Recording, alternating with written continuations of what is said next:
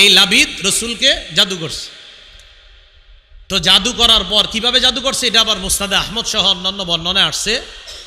এই লাবিদ কি করছে, তার মেয়েদের মাধ্যমে রসুলকে জাদু করছে। তার মেয়ে নবীজির খাদেমের মাধ্যমে, কোনো এক খাদেম হয়তো নবীর দরবারে আসা যাওয়া করে, অনেকেই আপনার রসুলের দরবারে আসা যাওয়া করত, হয়তো কারো মাধ্যমে কি করছে, রসুল্লাহ সাল্লাল্লাহু আলাইহি ওয়াসাল্লামের মাথার চুল মুবারক এবং মাথা যে আশ্রয় যে চিরুনিটা, এই চিরুনি আনছে।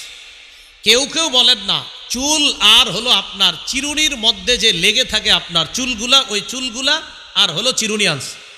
আনার পর কি করছে, এই জিনিসগুলা পুরুষ খেজুর গাছের কাদির মধ্যে ঢুকায়া, পুরুষ খেজুর গাছের কাদি এটার মধ্যে ঢুকায়া 11টা গিট দিছে। গিট দেওয়ার পর 11টা ফু দিছে। ফু দিয়ে সুই দিয়া সবগুলাকে আপনার মজবুত করে আটকায়া দিয়া জারওয়ান নামে একটা কূপ আছে, ওই কূপের ভিতরে এটা লুকায় রাখছে। আউযুবিল্লাহ। কাকে জাদু করতেছে দেখেন, আল্লাহর পরে যিনি শ্রেষ্ঠ। তা আমি আপনি কেন সতর্ক হব না?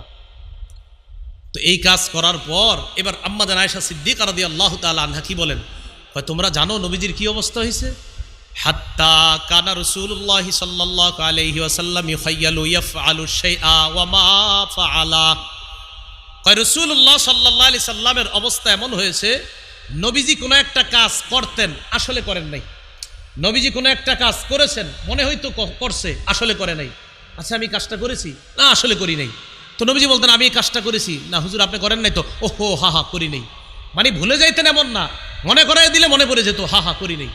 তো নবীজির মনে হইতো আমি কাজটা করেছি, তো আম্মা জান আয়েশা বা কেউ যদি হুজুর করেন নাই, ও হা হা করি নাই, এরকম হইতো অবস্থা। তো আম্মা জান আয়েশা বলেন, নবীর যখন এই অবস্থা হয়েছে, রাসূলুল্লাহ সাল্লাল্লাহু আলাইহি সাল্লাম খুব পেরেশান হয়ে গেলেন। একদিন নবীর পালা আমার ঘরে, নবীর বিবিদের কাছে নবী পালা অনুযায়ী যাইতেন। হাত্তা ইযা কানা যাতা ইয়াউমিন আও যাতা লাইলা, এক রাতে অথবা একদিনে রাসূলুল্লাহ সাল্লাল্লাহু আলাইহি সাল্লামের পালা আমার ঘরে।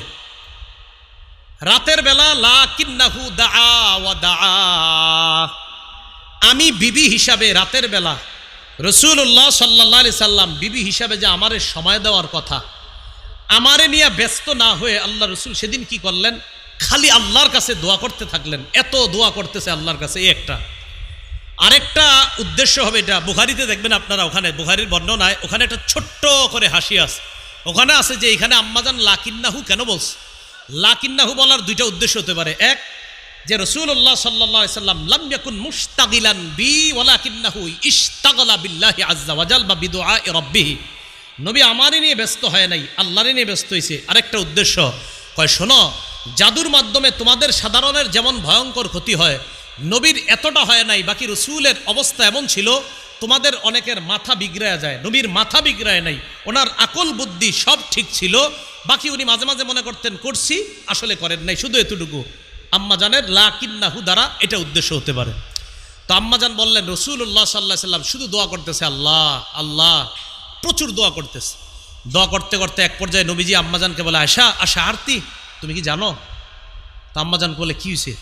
আশারতি আল্লাহ কাদ আফতানি মাস্তাফতাইতুহু ফি, আল্লাহর কাছে আমি যে বিষয়ে দোয়া করছি, আল্লাহ ওই বিষয়টা আমারে জানায় দিছে।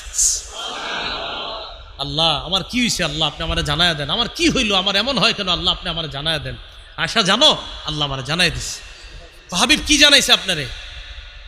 আমি দেখলাম স্বপ্নে আমি শোয়া, তারপর আয়াতানি রজুলান, দুই ব্যক্তি আমার কাছে আসছে। দুই ব্যক্তি কে কে? আপনারা ওই বুখারীতে আছে।